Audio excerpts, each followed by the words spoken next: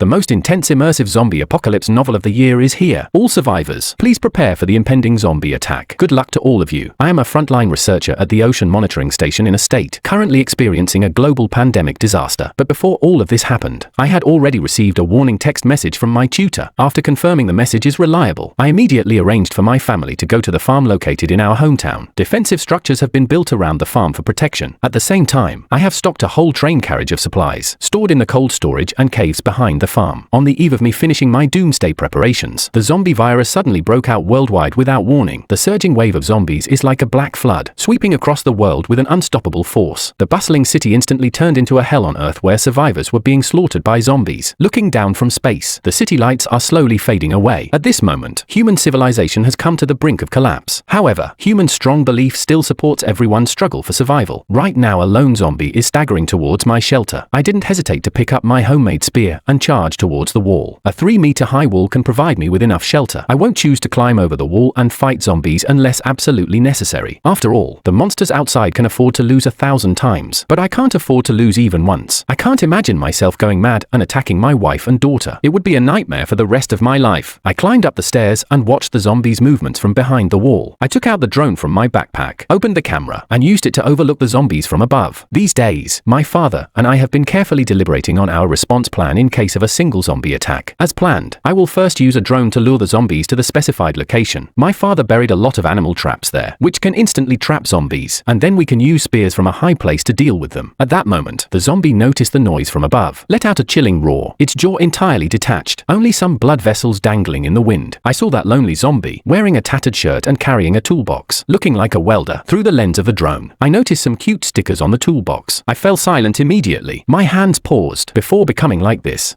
zombie was once a father of a child, a husband of a woman, a child of a mother, but at this moment, he is standing here with a twisted, corrupt body, devoid of any trace of humanity. I suddenly felt a wave of sadness inside, and I slowly steered the drone towards the distant woods. The zombie hissed as it chased the drone through a wooded area, and it instantly fell into a deep hole dug in advance. After the completion of the basement, the father asked the foreman to excavate an extra deep pit with a radius of 15 meters and a depth of 5 meters. He explained to others that it was for building a fish pond. Some workers whispered, wondering if such a deep pit was meant for breeding crocodiles. At this time, there is no water or crocodile in the pit, only a row of sharp steel bars densely inserted at the bottom. These steel bars are left over from the construction of the surrounding wall. After the workers left, my father and I arranged them at the bottom of the pit. This large pit was designed to combat large-scale zombie hordes from the beginning, so dealing with a lone zombie was a piece of cake. The zombie fell heavily into the pit, breaking both legs instantly from the 5-meter drop. His chest was instantly pierced by a steel bar, leaving him immobilized and struggling fiercely, while making hoarse screams. It sounds like a man crying, but at least he won't have my spear through his head today. Given the choice, I don't want to kill another father. The pit is located some distance away from the farm, so even if more zombies are attracted by his howling, they'll just end up falling into the trap in line. The last time I saw that zombie through the lens of a drone, it was looking back at me with its cloudy eyes filled with a mix of crazed anger and confusion. For a moment, I felt like I saw a hint of pleading, as if asking me to end its suffering. My heart skipped a beat, unsure if this zombie still retained any trace of its former consciousness after being infected. But at this moment, I couldn't sympathize with him. My father, wife, and daughter were calling out to me from inside the inner wall as I hesitated to return. My family needs me more than this stranger does. There's not much room for sympathy in the face of doomsday. I controlled the drone and slowly flew back to the farm. I could only hear the distant zombies wailing in despair. After dealing with the lone zombie, the area around the farm was briefly calm for the next few days. We cleaned out a cave and moved the chickens and ducks from the courtyard into the cave to keep them safe. We also lined the cave walls with thick soundproof foam to prevent noise from attracting zombies. Later, a long trench was dug outside the outer wall, with a lot of spikes placed inside the trench. My father installed solar panels in the yard behind the second fence to ensure stable power supply for the farm. The wife is using online materials to help her 6-year-old daughter with schoolwork. Normally, the daughter should be starting elementary school, but now she is stuck in a remote mountain area without any children her age to play with. Sometimes I take the time to teach my daughter about marine biology so that our future generations don't forget the origins of this disaster. The wife spent a lot of time organizing human history and mathematical knowledge. If this apocalyptic disaster completely buries human civilization, future generations will have to retrace the journey of civilization development, and the father will teach his daughter some basic survival skills in private. If one day, all the adults have accidents, we will prioritize ensuring that the children can survive. As long as there is still a spark, there is still hope. We didn't directly tell our daughter these truths, because they might be too heavy for a 6-year-old, but she takes them very seriously. Even though they might be too complex for her, she has never complained. In the midst of doomsday, everyone is learning to adapt and grow. While we were busy improving the shelter, the outside world was crumbling day by day. The power system is the first to shut down, followed by the destruction of mobile base stations, leading to an immediate disruption of TV and internet signals. At first, there were emergency shelter broadcasts playing on various channels, telling survivors to head to the temporary shelters. But soon, even those remaining signals were cut off. I heard voices coming in intermittently in the end, terrified cries of men and women. They were shouting in despair. The transmission speed was too fast. Uncontrollable. Uncontrollable. They rushed in. Mom. I saw Mom. It's okay. It's okay to get infected. In the end, we are all going to the same place.